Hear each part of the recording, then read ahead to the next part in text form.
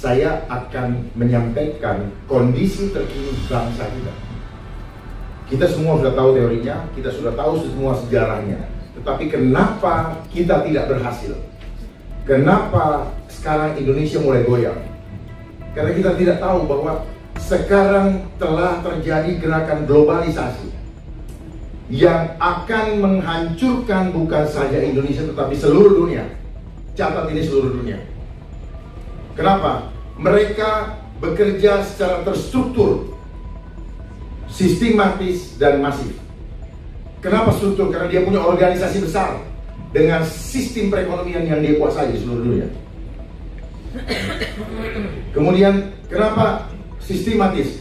Karena mereka bergerak begitu halus, step by stepnya jelas, pelan-pelan, dan kita terhipnotis untuk ikut menerimanya. Karena apa? Menyenangkan untuk hawa nafsu kita. Tawarannya adalah macam-macam, ekonomi, tapi maksudnya adalah mudah dan cepat. Kenapa? Manusia fitrahnya, nature kita dalam fisik seperti ini, itu senangnya dikasih mudah, nggak senang yang susah-susah. Makanya dia tahu secara psikologi dia bisa. Kemudian masif, karena mereka semua bergerak di seluruh dunia, di dalam seluruh sendi kehidupan, tidak ada yang lolos, termasuk handphone yang Bapak Ibu pegang sekarang. Ini adalah alat mereka untuk melakukan propaganda seluruh dunia dengan cara yang sistematis dan masif. Propaganda yang dilakukan adalah propaganda ketakutan. Itu berlangsung di seluruh dunia. Dan propaganda ketakutan adalah caranya iblis. Dan ini berlangsung sejak dunia ini ada. Ketika Adam dan Hawa dibuang, di situ muncul ketakutan. Jadi kenapa ada rasa ketakutan dalam diri kita? Itu sejarah awalnya. Pelaku hoax yang pertama adalah iblis. Korban hoax pertama adalah Hawa. Kenapa Hawa digunakan sebagai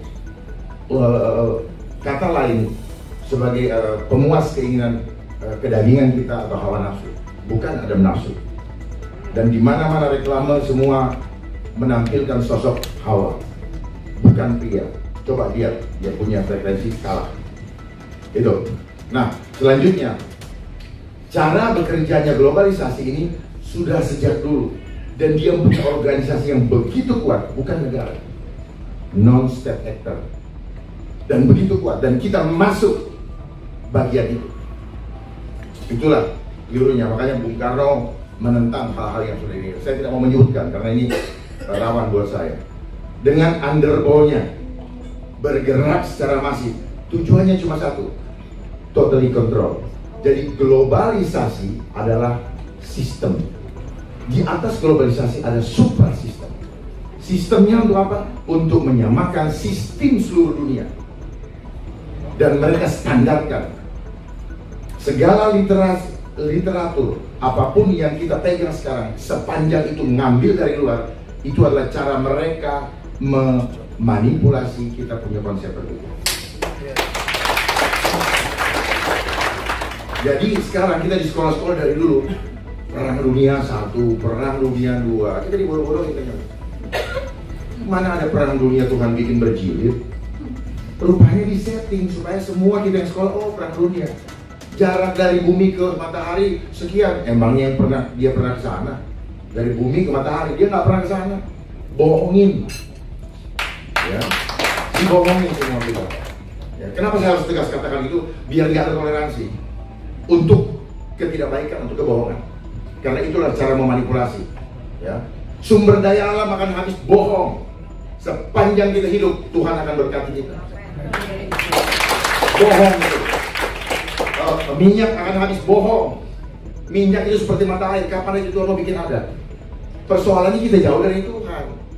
Lalu dia ciptakan ini yang saya bilang, propaganda ketakutan. Dia bikin ketakutan. Supaya apa? Supaya kita mulai, otak purba kita mulai berpikir, waduh, apa yang saya harus lakukan dengan keadaan yang seperti ini ya? Mulai berbuka. Tetapi orang yang tidak kuat, tidak akan memperolehnya. Akhirnya kekuatan-kekuatan yang besar saja yang menguasainya. Tujuannya apa? Kekuatan besar itu adalah bagian daripada mereka yang elit-elit global yang ingin menguasai dunia ini. Dan ujung-ujung daripada semua perjalanan ini apa? Kita akan tadi globalisasi sistem, di atas globalisasi ada yang namanya suprasistem yang mereka tidak pernah munculkan, cari di Google tidak akan dapat. Karena memang disembunyikan. Ini adalah rencana terakhir. Adalah apa? Life engineering. Coba boleh dicatat, tidak ada. Di situ hanya social engineering. Jadi life engineering, kenapa? Kehidupan kita pribadi ini yang akan di-engineer. Kenapa? Kita bukan barang, tetapi mereka mau bikin kita seperti barang. Perhatikan baik-baik ini. Kita hidup dari kekuatan supranatural, bukan dari hitungan matematika. Seperti apa bapak-bapak sebutkan tadi. Bukan. Makanya Indonesia spiritual, karena kita memang lahir dari kekuatan supranatural, bukan dari hitungan matematika, tetapi sistem yang ada sekarang dia mau bawa kita kepada hitungan eksak. Demokrasi juga begitu. Satu suara, one man one vote one value, ya kan? Terus kemudian demokrasi mau dibilang seperti apa namanya? Mau dibandingkan dengan musyawarah? No, it's not the same. Walaupun demokrasi juga Pancasila. Agar apa? Kembali lagi kepada nilai-nilai ketuhanan tadi. Ya. Saya boleh tantang siapapun ahlinya untuk mempersoalkan itu. Catat kata-kata saya, kalau kita tidak waspada, kita bisa berantakan semua generasi muda. Karena di sini ada kekuatan hipnotis. Dan saya bisa buktikan, saya praktekkan sekarang. Inilah yang membuat kenapa tidak ada satupun orang yang tahu bagaimana cara menghentikan hoax. Karena mereka bermain dengan begitu masif dan masuk pelan-pelan. Tidak ada yang mau lepaskan ini kan sekarang. Semua dibawa kemana-mana. Kenapa? Inilah cara mereka masuk dengan masif. Pelan-pelan, pertama GSM. Kemudian ada fitur-fitur, kemudian tambah, akhirnya kita ikuti terus. Setelah itu apa? Gelombang elektromagnetik yang ada di sini, dia merusak struktur DNA dari setiap sel-sel tubuh manusia. Struktur DNA ini kemudian dia merusak membran sel. Membran sel akan menghasilkan enzim-enzim negatif atau beracun, dan hormon-hormon itu yang akan mempengaruhi mindset kita tanpa kita sadari, termasuk saya.